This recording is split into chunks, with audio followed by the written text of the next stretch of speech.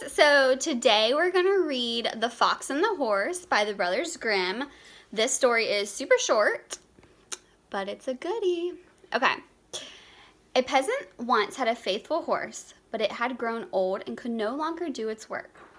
Its master grudged it food and said, "I can't use you anymore, but I still feel kindly towards you, and if you show yourself strong enough to bring me a lion, I will keep you to the end of your days. But away with you now, out of my stable."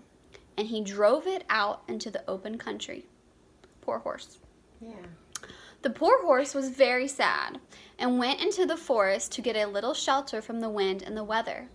There he met a fox who said, "Why do you hang your head and wander about in this solitary fashion?" "Alas," said the horse, "avarice and honesty cannot live together. My master has forgotten all of the service I have done for him for these many days, and because I can no longer plow, he will no longer feed me and has driven me away." "Without any consideration?" asked the fox. "Only the poor consolation of telling me that I was strong enough to bring him a lion, he would keep me. But he knows well enough that the task is beyond me." The fox said, "But I will help you. Just you lie down and stretch your legs out if you were dead."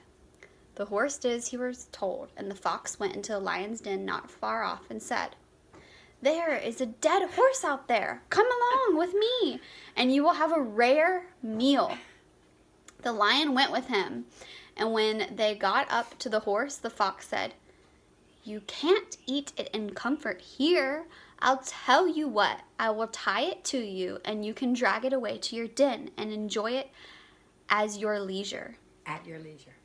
It says as your leisure. Oh. Don't know why. The plan pleased the lion, and he stood quite still, close to the horse, so that the fox should fasten them together. But the fox tied the lion's legs together with the horse's tail, and twisted and knotted it, so that it would be quite impossible for it to come undone. When he had finished his work, he patted the horse on the shoulder and said, "Pull, old gray, pull." Then the horse sprang up and dragged with lion behind him. The lion roared with rage, so that all the birds in the forest were terrified and flew away. But the horse let him roar and never stopped till he stood before his master's door. When the master saw him, he was delighted and said, "Ah, you shall stay with me and have a great time as long as you live." And he fed him well until he died. So I don't know. What is the moral of that story?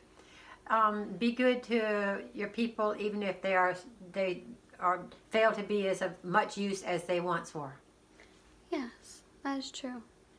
They still have value, and they've worked. Yeah, for you. so the master shouldn't have done that to the horse. They paid their dues up front.